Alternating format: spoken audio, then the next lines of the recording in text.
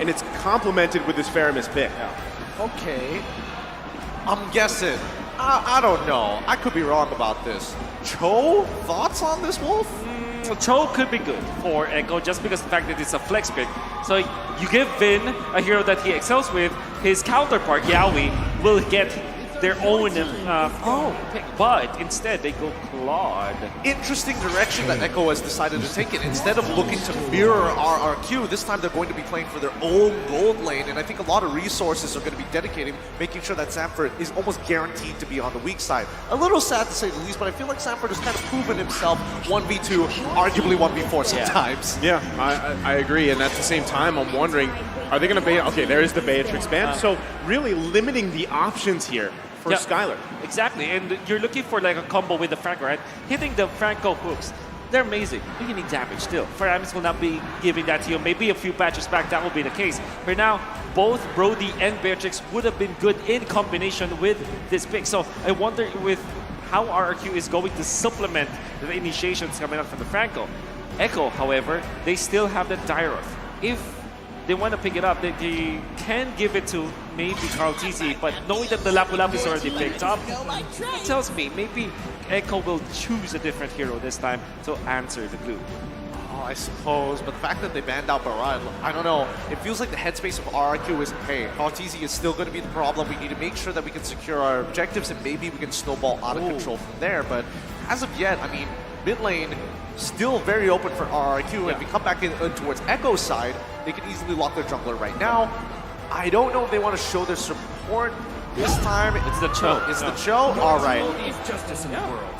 Well, comfort for both of your roamers. Now RQ, they badly need early game damager. Surely you got already good heroes in your comfort picks. You need to give Albert a hero that can supplement the damage, and then of course Skylar with some early game damage as well to kind of pierce through the early stages, so that they will not suffer from lack of damage in stages like many teams suffer from. You need that follow-up with the Franco hooks, but still, I mean, even the Cho is flexed technically. We don't know if it's actually going in the hands of Yaoi or if it's going to be placed in the jungle again for Carl TZ, right? So they're still leaving that mystery here. Look at that. We're getting an advanced look, right? That's the Irithyll along with the Karina locked in here. Now, Irithyll doesn't have the best win rate. That is 14%. But still, how does this work, Wolf, with what they've drafted so far? They're all in on early game team fights. They're all in the mid game. With this decision, RRQ is saying, we are gambling. We're putting our tournament on the line in the first 10 minutes of the game. If we don't end it as soon as possible, they will not be able to force the series to game number 5. Any last thoughts here, Gideon? Honestly, I'm sweating because I agree with Wolf. This is a bit of a gamble. I will say that Echo's overall draft is looking good. You can feel that Yaoi is feeling it. As long as he blocks a couple of good hooks, it's kind of up to Vin, and hopefully he still doesn't have PTSD from M3, so we'll see how this is going to go. Biggest thing here is, like you guys mentioned, that timer, right? 10 minutes here. At the same time, this is Cho in the hands of Yaoi. We've seen incredible playmaking potential from that alone. And with Carl TZ picking up the Akai in the jungle, he's going to be just focusing on objectives. This could very well be the last chance here for RRQ. It's match point for Echo as we jump into game 4. Irithyll wins the laning matchup for sure. I mean, you want to... It is... we didn't get to see whether the hook landed or not. Did he get the hook or not? I don't know. We know for sure, though, that in the laning stages, RRQ Hoshi does have the advantage. Because of the fact that they have Irithyll winning against the Cloud, it just naturally, and the glue, of course, it's almost unbeatable in the laning stages. If they piggyback on that idea, like destroy Echo's timing with their early game spike, maybe RRQ has a chance to extend the game number 5. Echo knows it. Yeah, I mean, R7, there's nothing he can do. He's going to lose his battle spell here regardless, and arguably, I would say he's about to die as well. And there we go. R7 just greeting out to hit that level 2, ends up dying for it. That's not how you want to start the game here for RRQ. I mean, you mentioned it, Gideon, baited into it, and still, I mean, at that point, you have Sanford, who again got the MVP previous game, same hero. now has an upper hand, but the kill going over to Sanji on this same hero, Farsa, is going to be deadly, but Benny Cutie. Yep, Vin, he wants to land it. Oh, the hook doesn't connect. Benny Cutie is able to just sidestep it in time. The dive fails, they back away, and now the level 4s are rolling in. R7 didn't respect the fact that Sanji rocks a flicker this time. That's why he was taken out. And minor mistakes coming out from RRQ. It's going to be, so I guess the word that you use here is compound interest, right? That's what we are. Have to take note if you're RRQ. Yeah, now look at this situation, right? Because of that death, that does mean that R7 is not going to hit his level 4 in time. The early proxy is going to make sure that they have priority, and now that if they can get mid to push, that would be ideal. But let's see how the situation plays out. As now RRQ trying to get some kind of information as Albert now being threatened by Sanford. He might actually die here. Albert's still alive. Glue ends up dying again. How did R7 die on the top side of the map? Sanji is able to pick him off. Talk about Sanford and Sanji, the San duo, just making waves here for Echo. 2 minutes into the game, and this is a tough situation for RRQ already. I mean, yes, the gold lead isn't massive, but these minor decisions, these plays across the map are going to cause waves throughout the game. Man, Sanford's maneuver, after winning the top lane just because of the help of Sanji, he's able to get level 4 before the turtle fight, for the first turtle of the game. That allowed him to invade the purple buff and make a, put some influence, put some pressure in the laning stage of RRQ Hoshi. Oh, and that's called TZ getting picked off immediately. Echo. Oh, wait.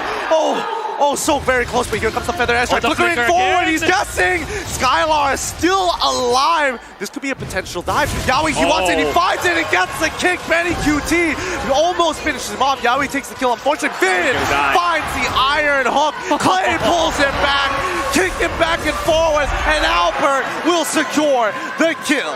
You see that? You can't get away, Yaoi. We've got 2 pulls.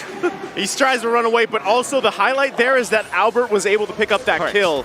Big pickup here, Wolf. So you saw that they were able to take out Carl TZ after what would likely be a snag coming out from Vin. Eventually, though, the dive, flicker in coming out from Sanji, forced Skylar to be very low, and then Yaoi found the opening under the turret.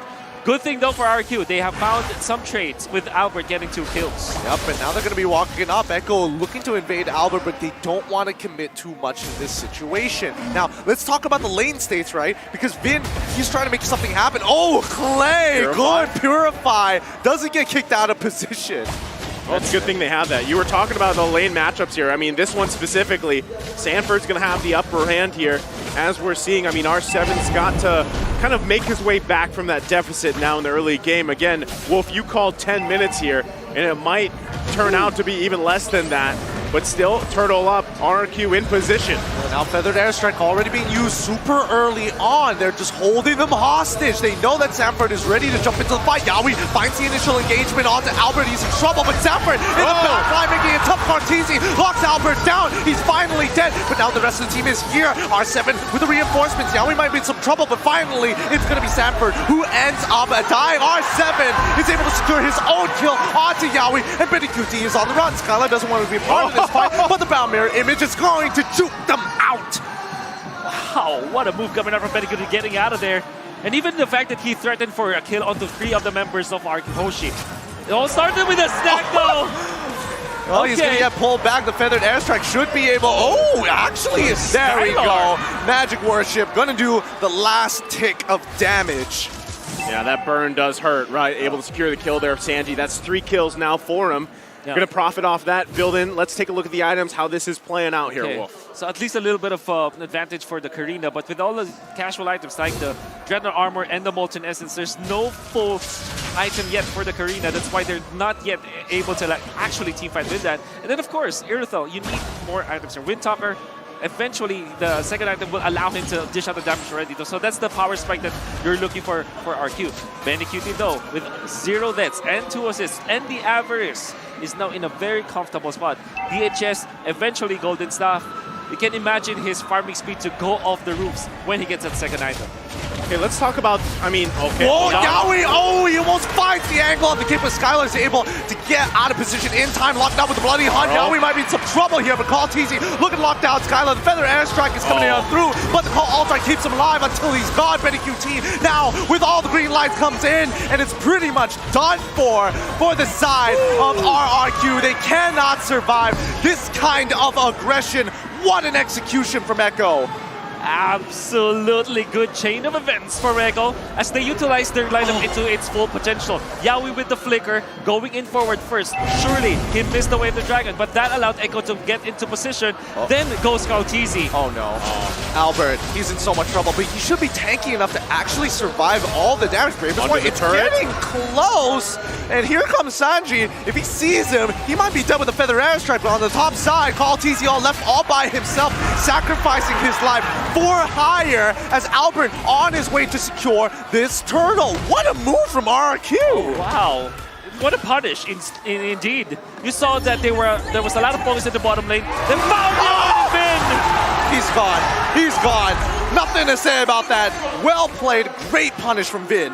RRQ picking up wins where they can, and it also looks like a little miscommunication from Echo too.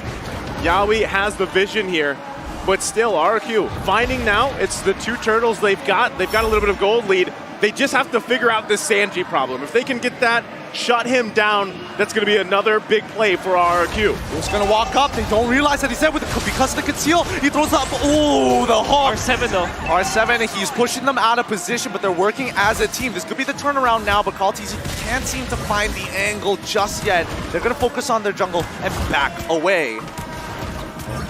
Every bit is intense in this game because you're watching Vin. Maybe he lands a hook. I don't know, right? We're all watching. Bloody Hunt onto Call TZ already started off, but Yawi's looking for an angle as Sanford jumps into the back. Nobody can stop Sanji with his Feathered Airstrike except for the Call Alt-Strike. Skylar running for a slide battle mirror. Image takes it back. Sanford now left to die. Yawi can't help him out. Sanford is able to hop on over with the help of Sanji. R7 still on that chase. He's sick of it, but Yawi is able to stop the aggression. I can't believe no one died from that exchange. Like how? So much back and forth and just masterful disengage from both teams there. But still, RQ holding on to this lead. They can play around with it, right? Still, if they can focus Sanji, if they can get a Bloody Hunt or a hook on him, they're going to profit massively, Wolf. There was a lot of explosions in there, and he's surprised that nobody died. Bloody Hunt onto Kautizi, a prime target. You want to go onto it, but he survived afterwards. Then Benny QT finds some BMI after the fact that the Paramis ultimate was already down. Kill threat of the air thumb, but wasn't able to find it as well. Oh, Yawi's looking for an angle, but again, Vinda doesn't punish him just yet, knowing that he has the Shun Po. However, the mid lane, we do see Sanford. He's getting himself out of there. Again, the aggression pushed back. This match is electric. This particular game, everything is so close. It's you can so feel high it. Stakes. The tension, not just in the stadium, but in the game as well. Now this Lord being worked on here, half health. Oh, he hits Call TZ, and now Sanford has to save it. Feathered Airstrike as well, but R7 gets into the back line, forcing it out. They got Irithel. Sanford has done it. He's dealt the damage, and now RRQ are on the run. R7 is still in the middle of it, but a double kill coming in from Sanford is more than enough. Call TZ is trying his best with a Hurricane Dance. He's trying to push the Benny spin. It's too late. Benny QT in the middle of it gets 3 already. Sanford a triple kill all by himself. Maniac make it, and now Albert the Focus gonna be able to survive, but his team is taken care of. Sanford literally destroyed RQ in there. The zone out with the combo. This is why they first picked this Lapu Lapu. He won his laning stage. He was able to pressure Albert, and then in the most important team fight for Echo, the first Lord of the game, he was able to tag Albert, take him out with the Bravest Fighter, the combo, then gets a double. The kick from Yawi allowed Echo to take that Lord despite Kautizi being grabbed by that glue. The kick from Yawi displaced Albert, and this is a massive victory for Echo. Right now, still Lord going to be on the bottom side. They're going to continue to get these turrets across the map, opening it up for themselves. Now they have the lead of 2K here. And at first I thought, you know, Sanford was going to say, hey, Sanji, you can get the MVP this game, but now they're competing for it. RRQ has to have an answer for this. Yawi, he finds the kick onto Vin. They want to take one by one.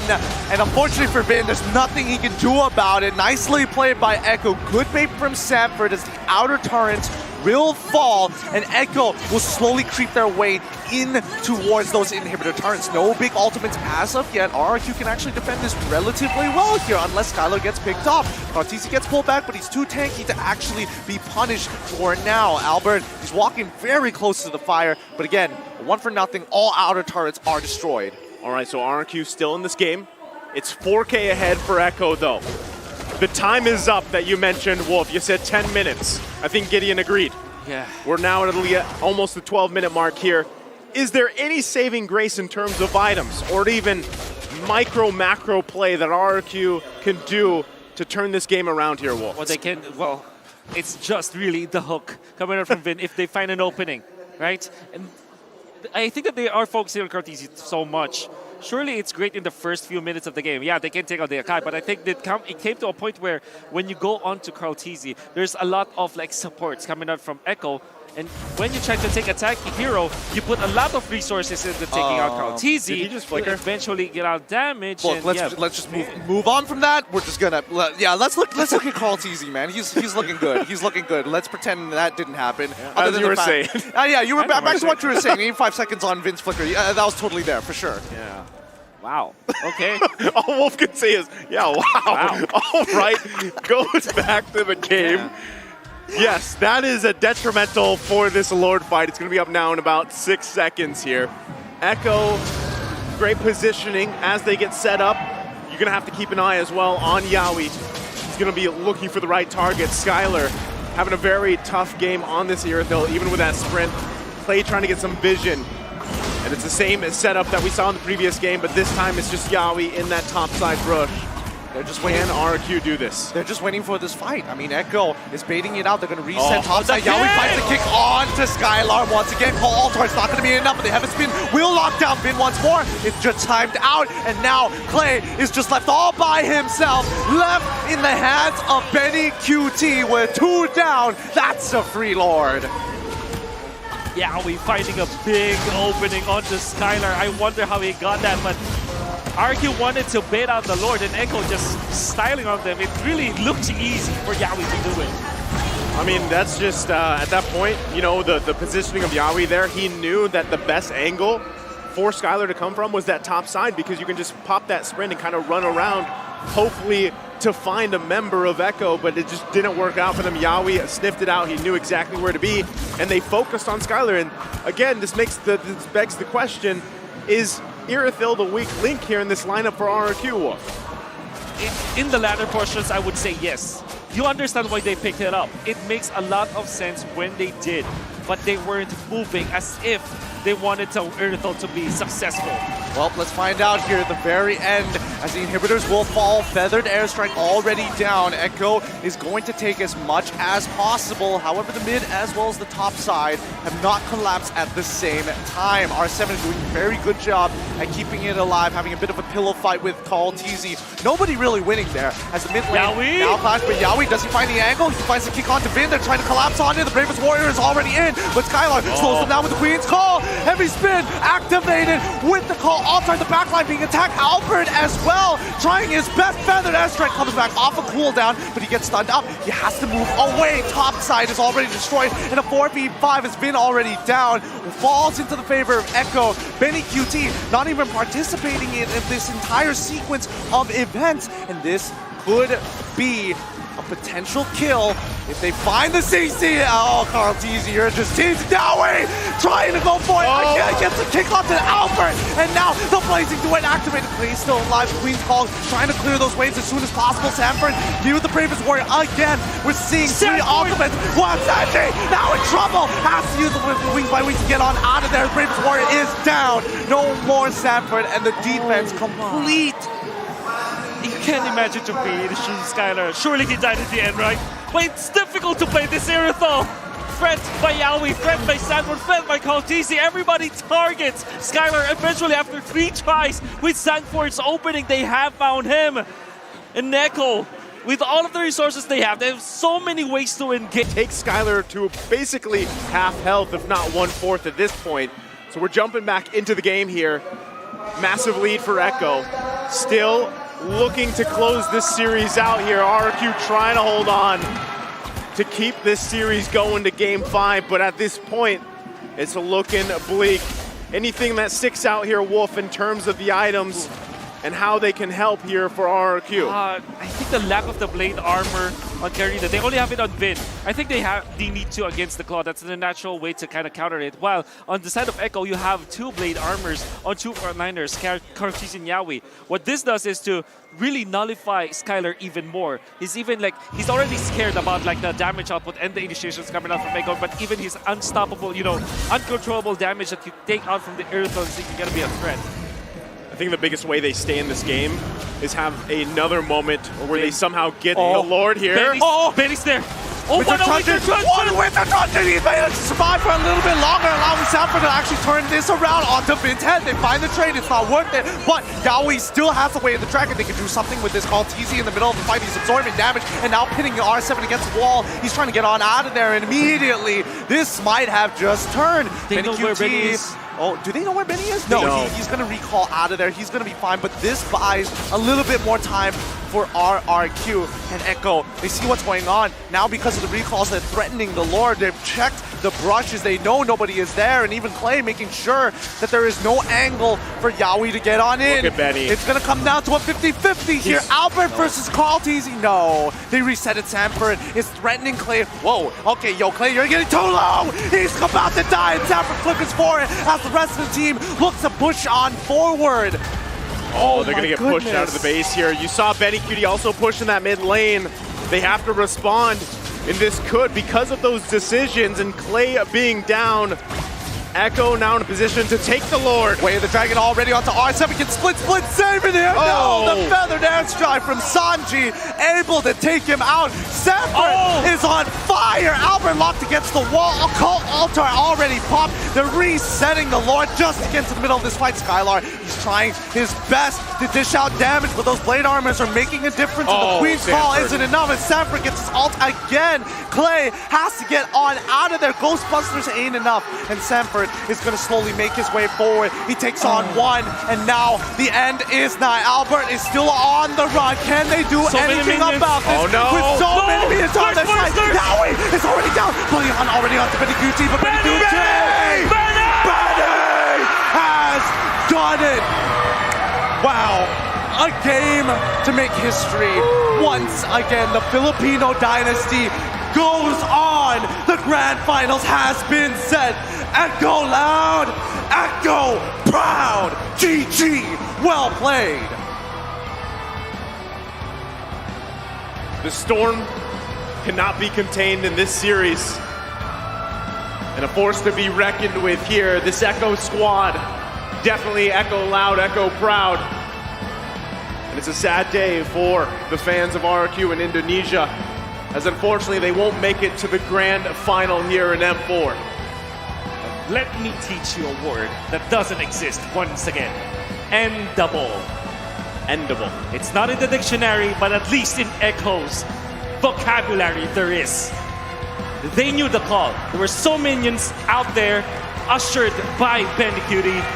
And when RRQ looked at that, gonna have to give it to Clay. He defended that well with Ghost Bursters, but in the end, Bandicutie found the opening. He went out with the BMI, got back in with the help of Carl TZ. And the last HP of the minion allowed them to push that one back, and Echo goes to the finals because of that.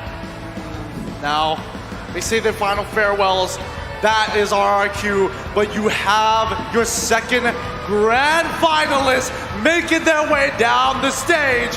It's Echo from the Philippines. The kingdom has fallen, Echo securing the last grand final slot. And again, a rematch back from the MPL Philippines Season 10. It's going to be the defending world champions, Blacklist International, versus Echo.